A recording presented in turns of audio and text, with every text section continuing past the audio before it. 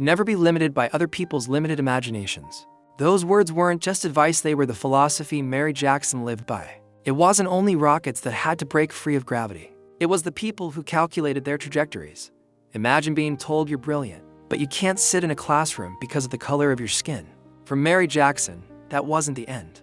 It was the beginning of rewriting what possible meant for science and for humanity. Mary Jackson was born in 1921 in Hampton, Virginia, a child of the segregated South, where possibility seemed rationed. But from a young age, she carried a fire curiosity, discipline, and an unshakable belief that numbers told a truth no prejudice could erase. She became a mathematician, joining the National Advisory Committee for Aeronautics, which would later become NASA. There, every calculation mattered. Equations decided if rockets flew or failed. But for Mary, the biggest barrier wasn't math. It was access. To become an engineer, she had to take graduate-level classes. But those classes were held in a whites-only school. Most people would have stopped there. But Mary asked the question that defined her life. What if I refused to accept their limits? She petitioned the city of Hampton for permission to study in that segregated classroom, and she won.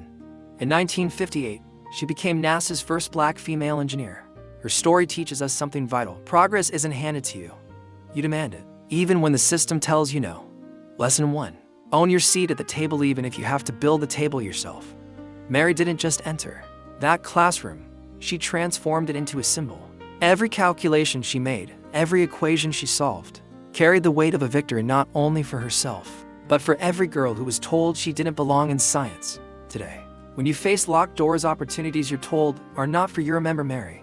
Break in anyway, because once you do, you don't just change your life, you change the definition of what is possible for everyone who follows. Lesson 2. Greatness isn't just about achievement, it's about elevation. Mary Jackson didn't stop at her own success. She fought for others. She noticed that women and minorities were stuck in low-level positions at NASA. And so, she stepped down from her engineering post to lead the federal women's program, lifting others, opening doors she had once been denied. Think about that.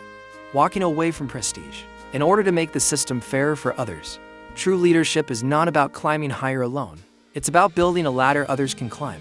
Lesson 3.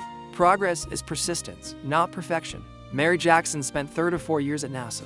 Her calculations guided spacecraft. Her mentorship guided people.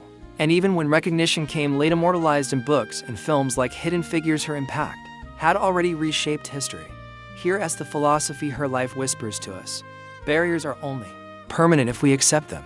If we rise anyway, with courage and persistence, we turn those barriers into blueprints for the next generation. Mary Jackson didn't just send rockets skyward. She elevated humanity itself. From a segregated classroom in Virginia to the vast reaches of space, her legacy reminds us that courage is not just about what we build, it's about who we lift as we build. So ask yourself, where are you allowing other people's limits to define your imagination?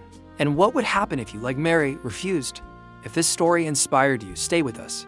Here, we dive deep into the lives of thinkers, leaders, and dreamers who refuse to stay grounded. Subscribe and join this journey into wisdom and history, because together, we rise.